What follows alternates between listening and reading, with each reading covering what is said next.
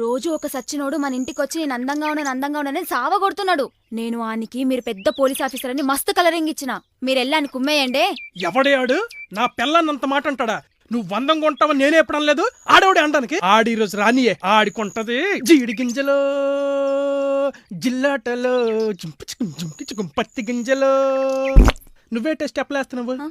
స్టెప్లు వేయాల్సింది నువ్వు కాదు, మనిద్దరం కలిసి ఆడితో స్టెప్లు వేయించాలి. పద. ఏవండి ఆడొచ్చిండండి. అయితే నువ్వు వెళ్ళి తలుపుతీ, నేను తలుపు చాటునుంటా. అరే ఏందిరా? మీరు చాలా అందంగా ఉన్నారండి. అబ్బా అవును, నేను అందంగానే ఉన్నాను. అయితే ఇప్పుడేంటి? మీరంత అందంగా ఉన్నప్పుడు మరి మీ ఆయన ఎందుకు మావిడెంట పడుతున్నాడు?